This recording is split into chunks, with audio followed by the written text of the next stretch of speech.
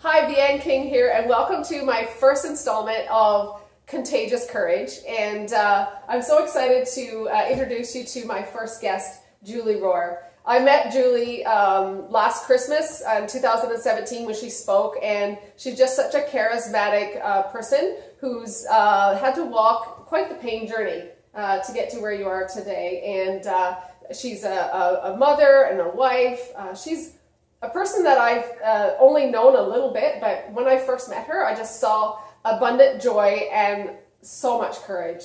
Julianne, thank you so much thank you so much for being here with me today. And so tell us a little bit about yourself and your journey and why you're here talking with me today about courage. Yeah, well, thank you for having me, Vianne, and I'm so pleased to be your first guest. And I'll tell you a little about my journey. I was diagnosed at the age of 33 with a rare cancer. It's a sarcoma that affects 1 in 1 million people is about the stats. And so needless to say, I was sort of tumbled out of my regular life into a new reality that required a lot of courage. That at that time I wasn't sure if I could find that courage to pull myself back up out of that. And in the last 2.5 years since my diagnosis, everything about the way that I live has shifted slightly. You know, my personality is still very similar, and I still have the same amazing family and the same beautiful priorities in life, but just certain things have changed, and the way that I practice courage has definitely changed. And tell me a little bit about that change and what shifted and how did you find the courage to keep going? Tell me a little bit about that. Well, when you get a life-threatening diagnosis, as you would know, you sort of are stuck for a little bit in the shock of all of it. Yeah. For sure, I was stuck for a good couple of months in just the questioning, why is this happening to me, and what am I going to do, and what's going to happen to my family, and where is God in all of this? Yeah. You know, that's a big question. Yeah. And it took, several weeks for me to just regroup and make the conscious choice that if I am to proceed with any optimism or any positivity, that's going to be a daily choice for me to make. And I want and need to make that choice as I move forward. And so courage wasn't just there for me to grab at the beginning. It was a hard journey for me to find the courage to just practice positivity and believe that God had a plan in whatever was going to come in the future. When I first met you and you spoke, you were telling us, I think that at that point were you in remission at that point, and you weren't sure if the cancer was back? Yes. Tell me a little bit about that journey since that day to now, and what has happened since then. Yeah, since my initial diagnosis, I have had periods of time where they didn't see any cancer in my body. I've had major surgeries. I've had 3 major operations. I've gone through 2 rounds of radiation. I've gone through countless tests, and in some of those times they say, we see no growth in your body, and then it returns. This kind of cancer is metastatic. It comes back often. And so in that period of time when I was speaking, I was just holding out hope that they weren't going to find any more cancer, but they did. So since that time, it's recurred in my spine and now in both lungs. So again, it's a conscious choice every day to look for that courage and wake up and say, I am not going to drown in this fear today. I am going to practice looking for courage and looking for joy. Yeah. And so, Julie, people that are watching, they're going to say, like, wow, she's struggling with cancer. Like, how do I get through, and how do you get through? And people are probably wondering, do you ever have a bad day? Like, because I see you and you are so filled with joy, and you're such a giver and a servant. And that's one thing that I learned very early on about you. But share a little bit about, sometimes when it gets hard, and how do you pull yourself out? Yeah, I definitely have bad days. I definitely have days where I'm kind of falling apart mentally and just not knowing how I'm going to regroup. And those days are usually the days when I get a call from my oncologist saying, you know, your last scans weren't good. We found the cancer has come back in X place or X place. And those days, I mean, again, it's like somebody punches me in the face. It's like a shock to the system again every time. And definitely I have my bad days. Even, you know, on a regular day, I'm a mom of 2 boys that are very high energy, and they push me to my limits some days, and I have bad days where I react in ways I don't want to, or where I respond to my husband with less patience than I wish I had. And, you know, it's about forgiving myself, recognizing that I'm on a tough journey and I need to give myself the grace that I would give someone else.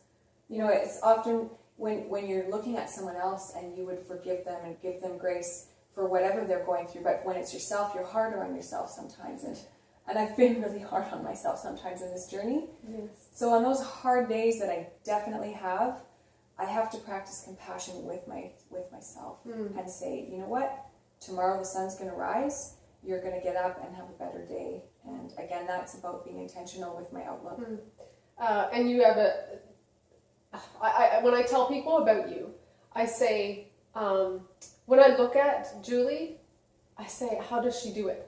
It's crazy that, like, I know that it's God's light shining in you, but it doesn't mean to say that we're not going to have bad days. But and then the more I got to know you and find out a little bit about your upbringing, because like I said, when I first met you, you were like extending your hand to help this couple who needed a house. You're like, oh, okay, I can help you with that. And you're like bringing them groceries, and you're in the midst of barely being able to lift. You're helping someone like move and be basically what they need in the midst of like the most like overwhelming situation for you. And I'm like, how is it that you can give so much of yourself in the midst of where you're at? What about your upbringing? Like, how does that shape, and how do you find the energy and to be able to keep giving out like that? Could you explain a little bit about what shaped you to be that person? Yeah, I can tell you that growing up, my childhood wasn't exactly the same as everyone else's childhood, although everybody's childhood is different. And when you're growing up, you just think your normal is everybody else's normal, right? Yeah. So the way that I was raised was, my dad was a pastor in various churches across Canada, and so we moved a lot. I had to become adaptable to change at quite a young age, just because we moved so much. And we also were homeschooled, so because we moved so much, my mom and dad made the decision to educate us at home. So we had a lot of time to volunteer at different places in whatever city we lived in. And so volunteerism and giving was a huge part of my childhood. It was just what I learned. And I saw it modeled from my parents, that even on days when, I mean, they had 4 kids, and we were very active, very energetic, sometimes not so easy to deal with kids. And they, in the midst of raising that family and going through financial difficulties and going through, you know, moving from church to church is hard. They were always giving. We, you know, on any given Sunday after church, we'd have someone over for dinner last minute. Or, you know, if there was someone that needed a place to sleep, like they just didn't have a place to sleep, our home was a place that they slept for however long they needed it. So that was modeled to me from a very young age, and it just became a natural way of living for me. And so when I went through crisis in my life, I've been through more than one crisis. Yeah. And when I went through crisis in my life, I realized that giving to others, even when I'm in a place of pain, was a way to refocus and take my eyes off my own pain. Wow. Because when you're looking in the mirror every day at your own pain and your own circumstance, you can really drown in that. You can really get sucked down by that. Wow. But when you say, you know what, other people have hardships too. Other people are going through a hard time too. And in the midst of my pain, I can find joy in giving. I mean, you have to have boundaries on days when I'm tired, on days when I need rest and just focus. You know, I'm not going to give away everything I have. I'm not going to give all my energy. But on days when I can, I do, because I gain from it. Yeah. I gain from it. Yeah. Oh, Julie, I want people to really understand, like, your diagnosis right now, because a lot of people battle with cancer, right? And they think, oh, there's a cure and whatnot. Like, could you tell people what the doctors are saying to you and your most recent trip just explain that to them. Like, what are the doctors saying to you right now? And aside from a miracle, like, just explain that to them. Yeah, so from the start, from the very first time I heard the word leiomyosarcoma, I went home and of course I Googled. They say don't go home and Google it. Of course that's what I did, because I didn't know anything about this disease, and what I found from both my research and from my doctors was that there is actually no cure to this. This is considered a terminal disease. It's considered incurable, and basically every intervention that they do in my body, which so far has been mostly surgical removal of tumors, they're attempting to lengthen my life, right? And just give me the best fighting chance. But there's no known drug or chemotherapy or process by which they can believe they can save my life. So I wake up every day with a very poignant reality that, today is my reality. This is what I have now. And so every moment is so important to me. Every memory I make with my kids is so important to me. Every dialogue I have with somebody is so important to me, because there's no time to waste. It's not, no. All the time that I have, whatever time that I have left, which I'm hoping I can, live to 93 and see my grandchildren grow up. I'm believing that. I still believe that. And I'm believing with you, girl. And so believing with you. Yeah, they're getting closer and closer to cures all the time. They're, the drugs are progressing and the chemotherapies are becoming more effective. And this trial out of Seattle that I'm hoping to be a part of in the next few months is showing the best results so far that they've had with LMS patients in terms of stopping the progress of the disease and even shrinking the tumors. So, I'm just living for right now and believing that whatever purpose my life has, I'm living that out, and I'm doing what I'm supposed to be doing right now. Yes, absolutely. And you are definitely living out your purpose. Every day you're blessing people that you meet,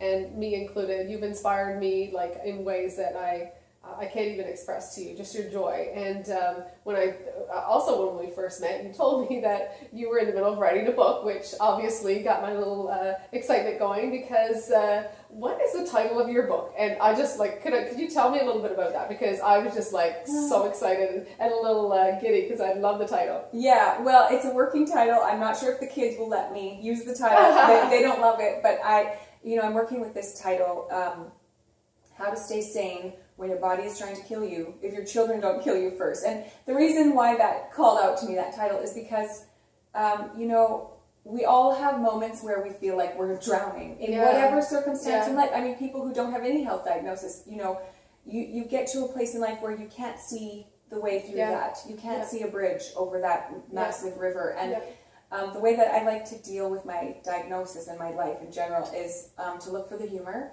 to look for the light part, the light side of things. And so the book is really kind of a funny look at what it's like to live with a really a terminal diagnosis, but still trying to juggle all the everydays of life. And there are funny moments. I mean, I've been in a hospital room overnight for weeks with the funniest characters that you can imagine. I mean, just had the funniest conversations. Can you tell us one? Well, I mean, one example, during my last lung surgery, I was, on a stretcher, wheeled into the room, and it was a shared room with, actually it was a very crowded room, because it's a room with 4 beds, but there was 5 people in there, an extra cot was jammed in there, because our hospital system, they're full all the time. And so my husband is with me as I'm being rolled into this room, and this guy that was in the cot right next to mine, and I was to be there for, who knew, a week or more as I recovered from this major surgery. He's got, long hair and tattoos and no shirt on, and he's listening to this heavy metal music, and it's the words of the music are like, die, kill. And my husband just looks at me with these eyes, and he goes, you can't stay here. You can't sleep in this room. Everyone in the room was actually male except for me. He goes, what if, they're going to kill you in the night? I go, yeah, well, I've been in hospital rooms before, and there's some funny characters in here. And, as we went along, the next song on his playlist was In the Jungle, the Mighty Jungle. And I thought, he's not a mean guy. He's just a teddy bear, and it turns out he was wonderful. He was so kind to me. We had some great conversations, and as I was resting, I'd have visitors come in, and he'd say to them, my family would tell me later, he had said to them, she had a bad night, she didn't sleep well. Can you just leave her a message? I'll tell her we were here. Like, he was protecting me. And, it's funny because you have these preconceived notions of people and also preconceived notions of the system and the way that your medical treatment's going to go. And it doesn't always go that way. And people aren't always the way you think they are. And there are definitely funnier and lighter moments. And I just look for the joy. Yes. Because who wants to look for the darkness? I don't. No. I have enough darkness in my life in general that I'm, if I turn my head, I can see a little glimmer of light, and that's what I'm looking for. That's what I...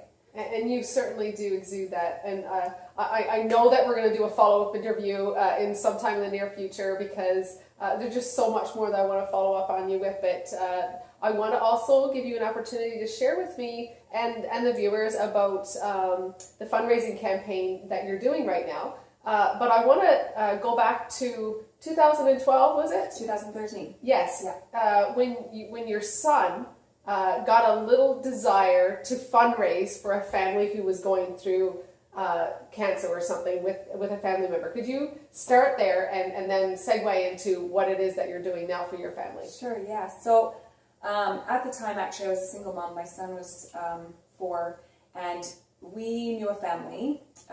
We weren't like super close to them, but we knew who they were. And the mom actually was struggling with a brain tumor, and the daughter, who was 3, had just been diagnosed with leukemia. And I just thought to myself, what a devastating diagnosis, what a hard life for them, and what can we do to help? So I started talking to my son, because we do have these dialogues. My son and I talk a lot about how we can help people the best way we can with the gifts we have.